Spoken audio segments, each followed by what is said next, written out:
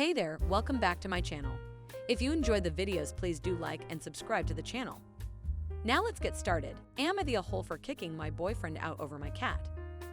My 24 female, boyfriend 30 male, and I recently moved in together. It's something we've been talking about, and when his lease ended he moved into my apartment. I have a cat, Millie, who is my baby girl that I've had since she was a kitten. Back when my BF and I first started dating, he made the joke that if we were ever going to live together, he'd have to get rid of that cat, which I dismissed at the time. When he would come over, he would ignore Millie, making jokes about how cats are stuck up, how much he's a dog person. Again, I dismissed this, BC he never acted hostile towards her. I figured it was just a preference. When we started to get serious about moving in, he asked if I would consider giving her away. BC he didn't like the idea of living with a cat. I almost laughed before realizing he was serious. I told him that under no circumstances would I get rid of my cat. I felt guilty about being unwilling to compromise, but he actually took it well and reassured me that if she was this important to me, he'd get over it. Fast forward to last night. I don't think he realized I was in the kitchen when he came home. Millie was on the couch and I heard him go into the room and give this sigh. Before I could call out, I heard him say. It terrified me because I've never ever heard him speak with such malice. He sounded like a different person. It was just so cold and hostile that I panicked and rushed out there to see him looking at Millie. Here's where I might be I completely freaked out. I was yelling, asking what he thought he was doing talking to her like that. He jumped and I scooped Millie up and told him to leave my apartment right now. He looked so stunned and started to argue, asking where was he supposed to go. I told him that I don't care, he just needs to leave. He was and said he was going for a drive and slammed the door behind him. I immediately started sobbing and holding Millie. I was shaking, and she could tell I was upset and kept cuddling me. She calmed me down, and later when he texted asking if he could come back, I said yes. I put Millie in the bedroom so we could talk. We were both a lot calmer, and I felt awful after he explained his side. I'll often call Millie little names, and he said he was just trying to be playfully mean too and misjudged his tone. But he said it felt awful that I chose a cat over him and that I called it my apartment when it's supposed to be our place. He told me he was constantly feeling second best to Millie, who I wouldn't even consider reharming, and I had thrown him out over an animal when he's a person. I explained to him how much he means to me and apologized for ever making him feel like this wasn't his home. I think I might have overreacted, but I just don't know. He's my boyfriend, and she's something I keep refusing to compromise on. But I also don't believe that he just misjudged his tone. Am I the a-hole? Update. First of all, wow.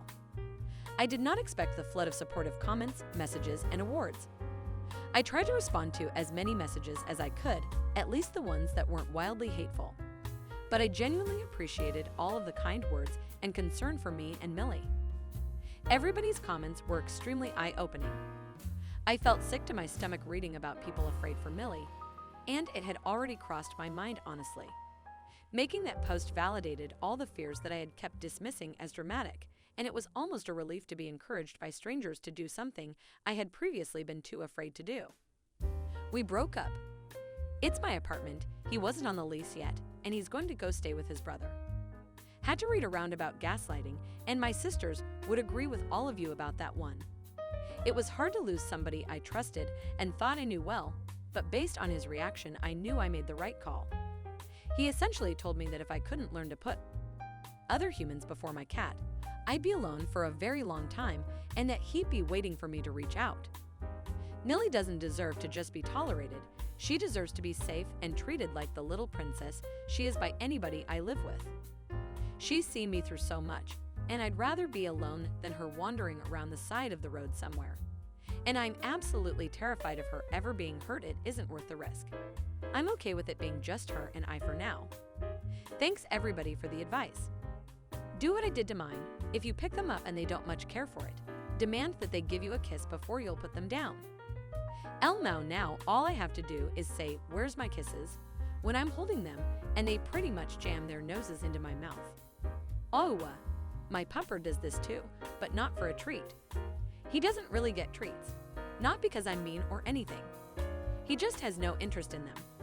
Half the time I'm coaxing him to eat. Weirdest dog I've ever had. But I love him to bits. BTW. The vet says he is healthy and has great body condition. I'm just used to dogs being food obsessed. I recently adopted some feral kittens, and I've been doing the same thing to socialize them. Sometimes we have playtime, and sometimes we have cuddle time. One is really outgoing, social, responsive to other people. The other is timid, shy, only interested in me. To my surprise, the timid one is exceptional with cuddle time. He'll happily sit in my lap for hours getting pets, watching YouTube with me. The outgoing one just wants to explore. Once he got used to me as a person, I guess he wants to see other people. We had a cat with mommy issues who wanted to suck our fingers well into old age. My mom would always make him give her kisses first, and he learned to just start licking our face before demanding we let him suck on our finger. I miss that little weirdo so much. I picked our new gremlin out from the shelter. My wife wasn't even entirely sure about him, but I was adamant that he was the right kitten.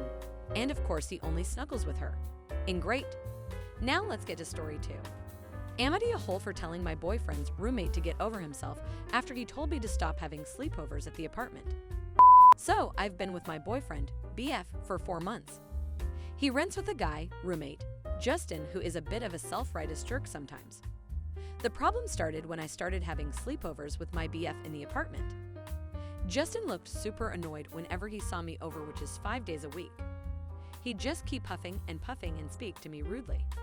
He said nothing till yesterday when he got back and found me and started a fight with me, telling me to stop having sleepovers.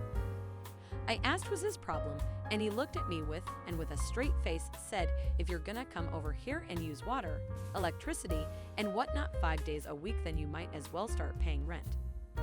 I responded telling him that my BF pays rent and I use what he uses, then called him rude and told him to get over himself. He told me he'll get the landlord involved, and my BF asked me to leave so he could figure it out with the guy. I grabbed my stuff and left feeling awful. My BF later called saying I was rude in what I said, and his roommate has a point, especially since I'm using everything in the apartment from microwave, shower, charger, and so his roommate felt it was unfair, and my BF asked me to tune down my visits for now. We had an argument after I said he sided with his roommate over me to keep the peace and ended the call. We haven't talked since then. Am I a hole? Did I go too far? Yeah, that. And if she uses whatever her boyfriend uses, I'd expect them to take all baths together, at least lol. How does she not realize that her being there 5 days a week makes their bills go up? Exactly. I had the same thing happen to me when I had a roommate. And sure, that issues of the bills skyrocketing was also annoying, but damn if the worst part of it isn't how draining it is to always have a guest in your house that you didn't invite. The BF and OP probably doesn't think about it like that because they choose to be around each other and are able to be comfortable and relax since they want to be around each other. But for the roommate, it's basically like having an uninvited guest over 5 days a week with the added bonus for seeing your expenses go through the roof. They need to get their own place if this is what they want to do. I had not so much a situation like this, but just a roommate who never left the apartment.